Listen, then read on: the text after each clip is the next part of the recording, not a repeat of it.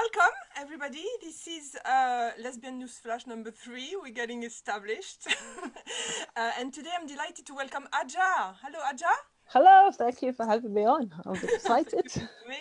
I'm just shortly going to introduce you and then we're going to go and have a little chat. So, Yeah. first of all, at Lesbian News Flash, we like to bring lesbian to the front and bring lesbian visibility directly to your Facebook feed. And hopefully, we try to do it weekly, but as often as we can. We think that lesbian visibility is really important, and we also think that once a year of lesbian visibility is not enough. It's an everyday job. And we also like to discuss with lesbians who do their activism in a in a variety of ways. And today we have the pleasure of having a conversation with Aja. Aja is a poet, a lesbian and an activist from West London.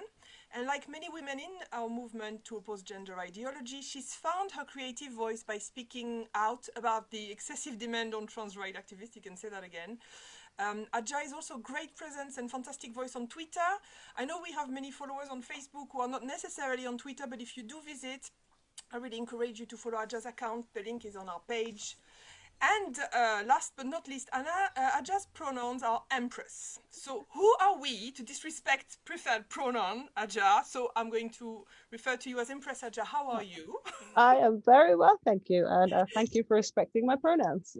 Yes, I wanted to ask you, do you find your pronouns are respected generally, at work, when you go to the dentist or job interviews? How's that going? I haven't actually demanded anyone use them because I Okay. think I'd be too embarrassed. But I mean, maybe I'll get used to it and I'll start demanding it because you can, so why not? Anyway, it's inspiring. I might do something similar for Yeah, myself. if you can, why not? Take it to the top.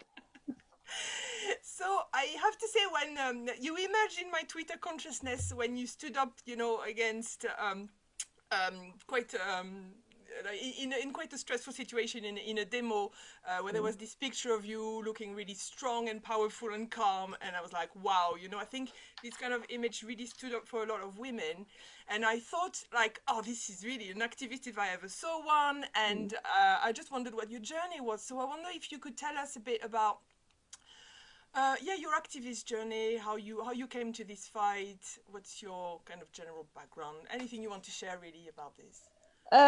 Well, first of all, I'm still getting used to thinking of myself as an activist. I don't know, Mm. that title in my head is lofty. It's you I consider an activist, someone who goes out and does stuff.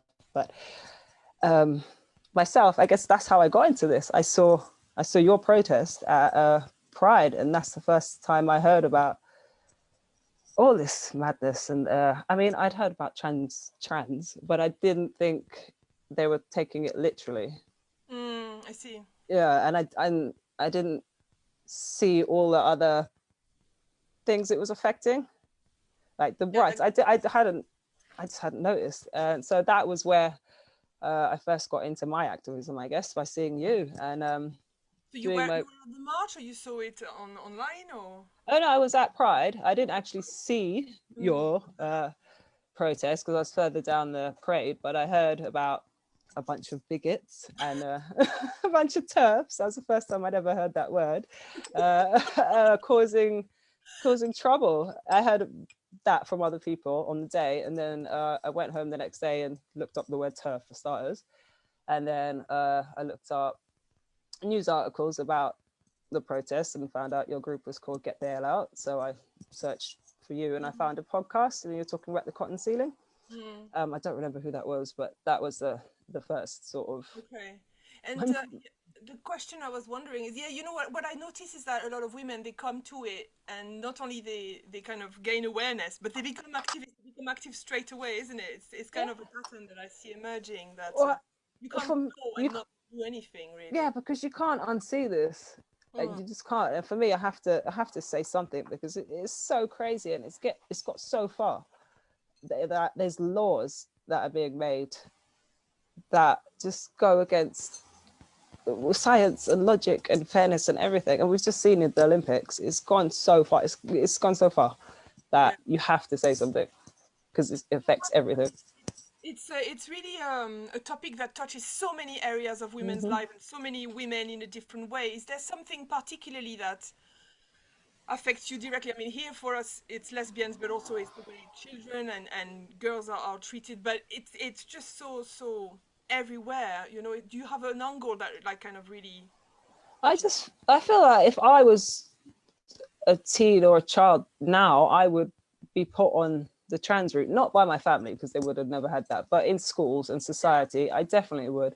And I've got a niece now who's 12, and she's like I was as a child, very gender non-conforming. Her favorite sport is football. She likes wearing hoodies and tracksuits. yeah, And a teacher in her school asked her if she thought she was a boy because of that. And so things like that is what spurs me on, because it's just, it's heartbreaking what's happening to children because they could never yeah. undo the damage. Yes, and so recently there was this. I mean, the Department of Education I was talking to you about, who tweeted a picture of us as an example. No, not them, but they endorsed an organization who uses a picture of us at Get the Hell Out as an example of transphobia within the movement, and this is taught into school, and the level of indoctrination and gaslighting, particularly of girls, is quite frightening. Yes. Agree. I always thought that the transing children would be the peak for most people. It doesn't seem like it is, isn't it?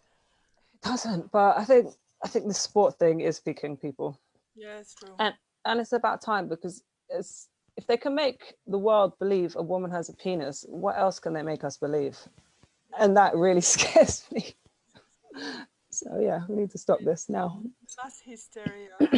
Um, I mentioned in the beginning that we really love activism and activists at Get the Hell Out, and we love direct action, but we also love, particularly, I really love the way women express and spread their feminist belief Mm, in creative ways. So I know you are writing poetry I and do. will perform later. I was wondering how you came to this. Uh, is it something you've done before, poetry, or like, you know, does it come naturally to write poetry in a political way? The poetry, I've written poems my whole life. Growing up, I was a very quiet, shy child, and I used to get picked on all the time. And writing scraps of poems in my notebooks kind of helped me release all that. I never did much with them, Mm, but it has always been a part of my life. And then I've written some political poems growing up, but I kind of put poetry away in my, I don't know, early 20s, because it's yeah. a childish thing. What am I really going to do with it anymore? But then I got into that, the politics of this and the activism, and it just all come flushing back again, and it's just all there again. And Yeah, it comes to you, right? yeah, it does come to me just when I'm going to sleep or first thing in the morning. It'll just like a poem will just fall into my head. I don't know where it comes from, but it does. So what was the response to your first poem that you released on Twitter not so long ago, but yeah, a few months ago, really? Yeah, yeah, my spoken one. I didn't think it would go down that well.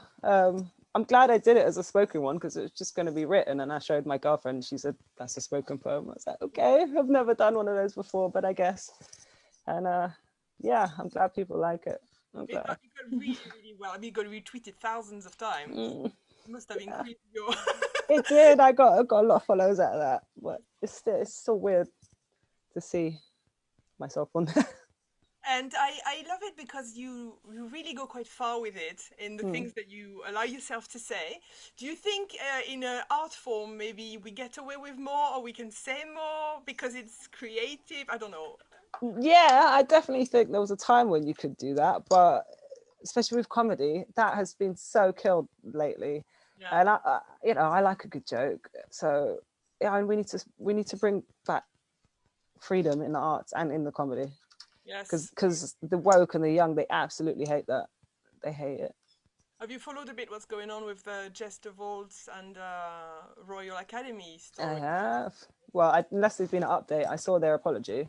Yes, That mine. was sort of just thrown in the side. It didn't really Mm, spread the news too much. there's a But tiny yeah, bit of hope there. but yeah. So,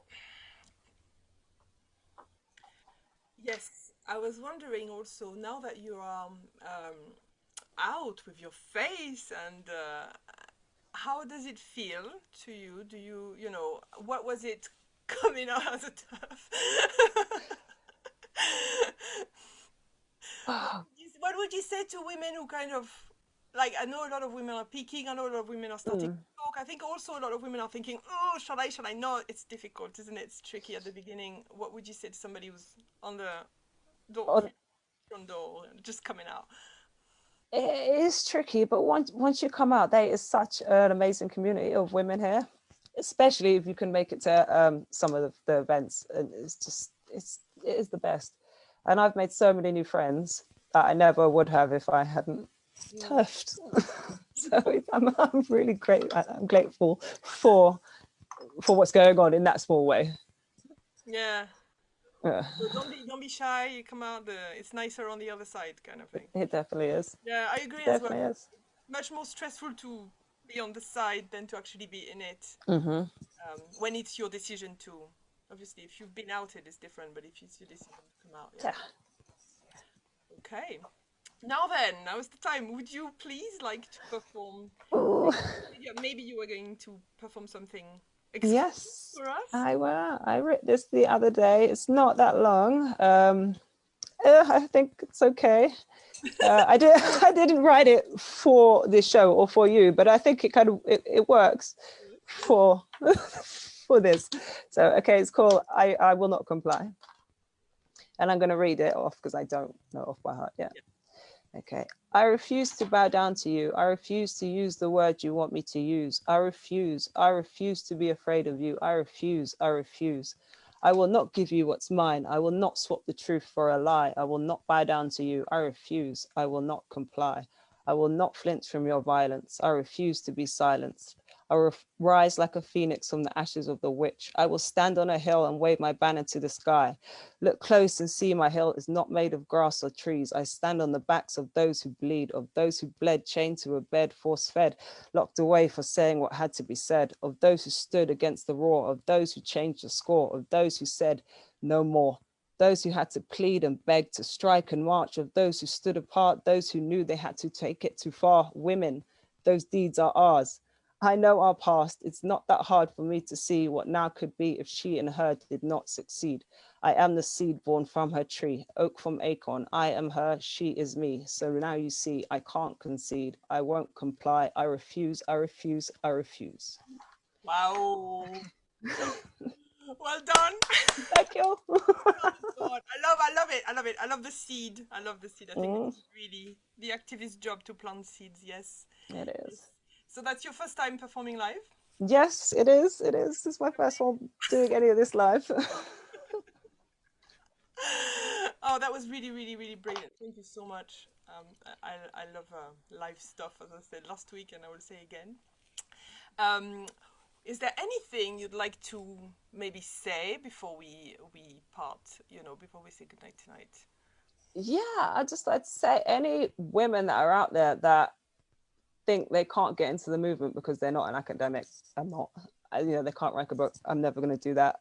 They can't start an organization. I'm never going to do that. Find what you love and make that work somehow, no matter what it is. I mean, even if you bake a cake, bake a turf cake, get it out there, whatever it is, especially craft stuff. I absolutely love women's craft, and you'll find a way to get the message out your way, and that's the best way. And there's Thank space you. for everybody in this movement. I really, I mean, I have to say, I so agree, and I think creativity is a really great way to bring a Mm-hmm. political change, and that's a wonderful message to finish off. Excellent. Thank you so much. Thank you for We having are me. going to say goodbye then, and we'll see you all probably very soon on the Get the Hell Out page. This video will be shared on YouTube eventually, probably early next week. Follow us, please share with your lesbian and non-lesbian network, because lesbian visibility is everything. Mm-hmm. And have a nice weekend, everybody. Yeah. Bye.